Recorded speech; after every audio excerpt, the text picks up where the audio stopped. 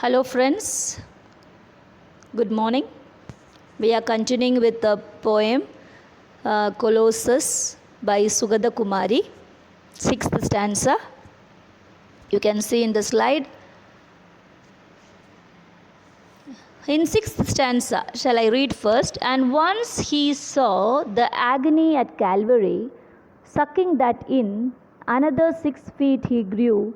Thus as he grew and stood a terrible figure, tall and straight, our forefathers fed him well. In the 6th stanza, in these lines, Sugata Kumari narrates an important point by referring to Jesus Christ's death on the cross at Calvary. Jesus Christ died in the cross for our sins, and the first person who murdered in the history of mankind is Cain, who killed Abel. So from Cain till now, and to the last person who is to be born in the world, for all our sins, Jesus Christ died on the cross. After undergoing so much suffering. So in order to give eternal life and to save from eternal punishment, he died for our sake. This is not religion based. He is the savior of whole humanity according to Christian faith. So here in the 6th stanza, and once he saw Cain, once saw the agony at Calvary, who died for his sin. Also, Cain didn't accept that salvation. Okay? Sucking that in. That is, it is an idiom which means to deceive someone. So sucking it in is an idiom and it has so many meanings. The applicable meaning for this stanza, I will tell all the meanings and I will tell the applicable meaning also. That will do. Physically pull someone or something in through the force of suction. One meaning. To swindle or deceive someone. Third meaning, take advantage or cheat. Here, sucking it in this stanza, we can take the third one, that is, take advantage of. That is, here, Cain take advantage of the suffering underwent by Jesus Christ for his sin. Cain knew that death of Jesus Christ is also for his sin. He took advantage of the suffering of Calvary crucifixion, but deceived God as well as himself by not repenting and leaving his cruel deeds. But what he did was, he grew another 6 feet and stood a terrible figure, all and straight. Our forefathers fed him well. That is, he became more and more worst, cruel, committing more and more sins, and grew to a terrible figure. A terrible figure, you should have that Colossus. I told you it is a terrible, big kind of figure. Monster. To say another word, monster. And his forefathers fed him well. That is, following the ways of Cain, many ancestors, forefathers also did the same cruelty, mistakes, evils in this world, and Cain is the main reason for the development of sin in this world. That is what this poem says. Clear? That stanza clear? Yes. Next, 7th stanza. They fed him on famine, on the tortures of war, on the pain of the deserts, through which came slaves, writhing under whips and groaning under loads of stone.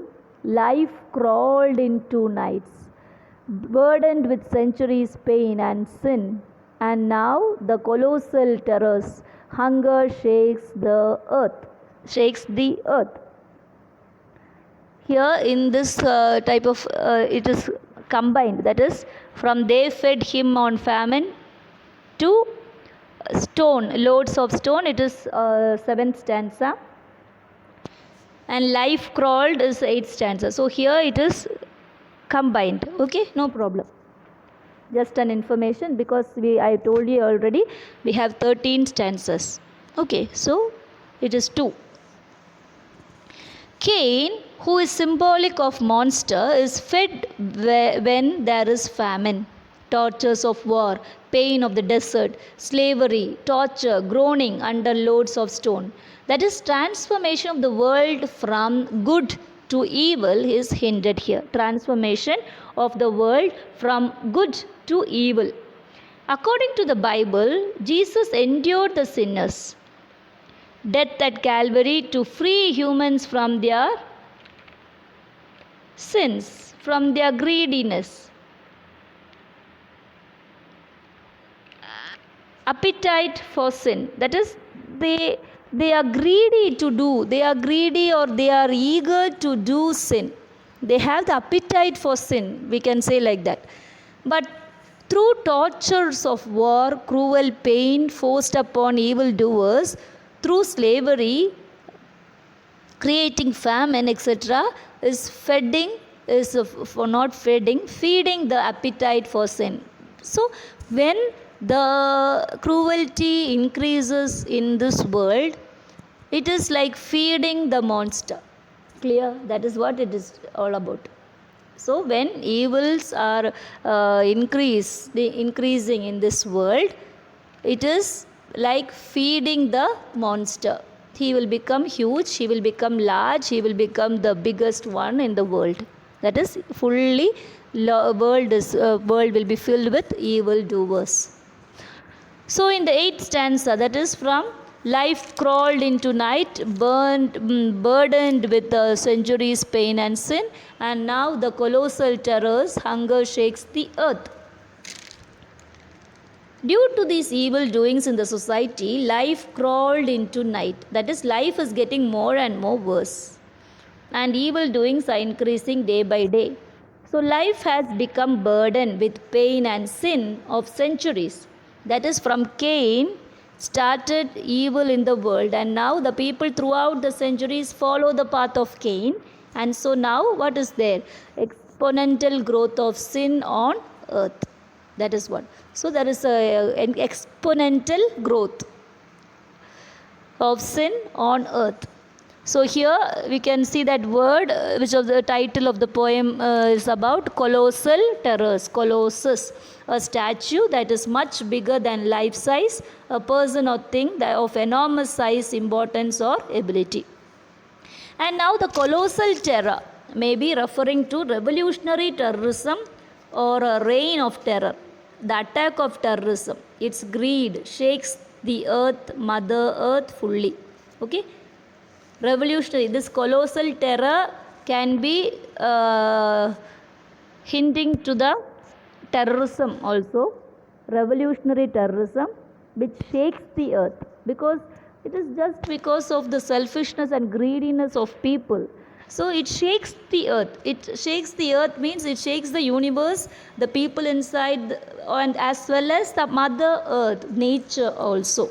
Since Sugata Kumari is a nature poet, environmentalist, social activist, so because of that, she includes the Mother Earth in every poem. Okay. Moving on to the next stanza. Yes. We, yes, to feed him well with piled up sufferings hill high, with the blood of world wars, with the ever burning smoky flame of Hiroshima, with the greedy hatred of empires swallowing each other, with the debris of broken ideals. Okay, what is that? Even we give food to Cain by our evil doings, we too supported Cain, the monster.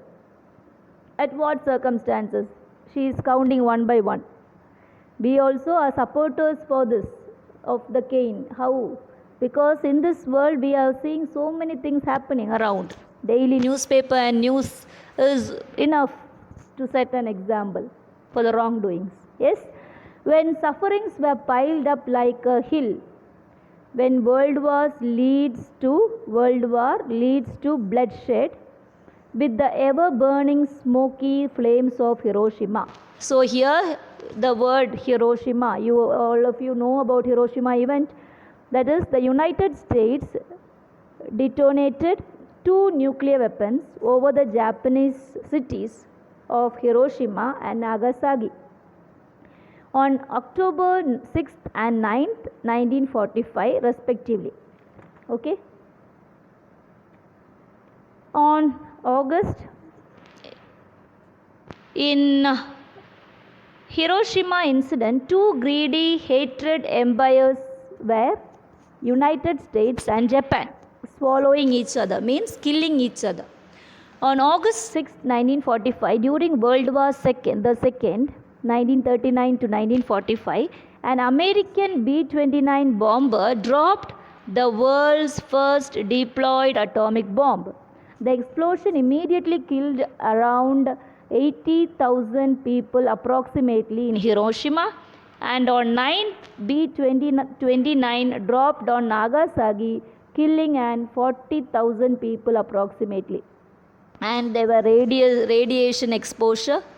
This Hiroshima event shook the earth by rise of huge problems like global warming, climate crisis, climate threat.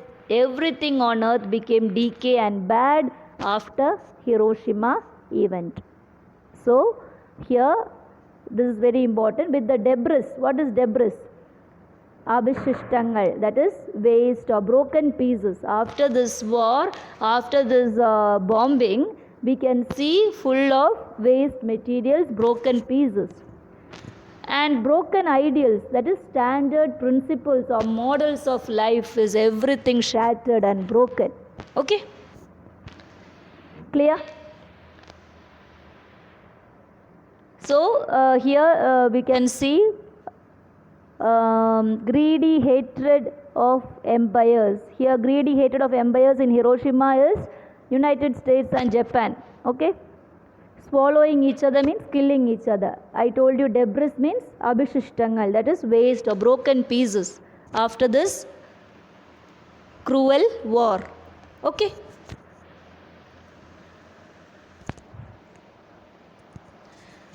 Next, the more we give, the fiercer the monster grows. His anger rages. He grows taller than the sky.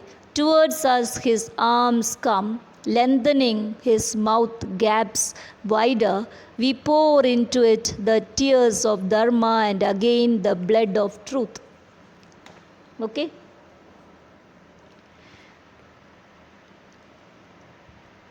Here his mouth gaps wider. That is the next stanza. So let us see. The 9th stanza is continuing. I told you till with the debris of broken idols, and the continuing line, the more we give, the fiercer the monster grows. That is, the more we do evil things and acts, the more monster grows. His anger rages. What is rages? Violent, uncontrollable anger. What is fierce? Ferocious or savage. Okay? He grows taller than the sky towards us with arms come lengthening. The evildoers grow more tall, and it is nearing to everyone. It is nearing us on earth to destroy the whole world. Okay? That is what? He grows taller than the sky. Towards us his arms come lengthening. That means it is coming near to us to destroy us, to destroy the whole world. Okay? Moving on to the 10th stanza. It is from his mouth gaps wider. We pour into it the tears of dharma and again the blood of truth. The cruel, unpleasant, tragic world opens wide its mouth, and the people who are supporters of evil doing sacrifice dharma and truth without caring for its tears and blood. Okay? Here you can see personification technique used. That is, what is personification? The attribution of personal nature or human characteristic to something non-human. So giving personal or human quality to something non-human. That is what we call personification. So here tears of dharma and blood of truth are examples, best examples for personification. which intensify or enhance the violent action. Okay. Moving on to 11th stanza. No, not enough. Shaking with laughter, the monster bends down, takes our earth in his hand, and stands straight and huge. His wriggling tongue licks every corner of the earth. He has begun munching it. Okay? We can tell this about the stanza in the next video. Okay? Thank you for listening.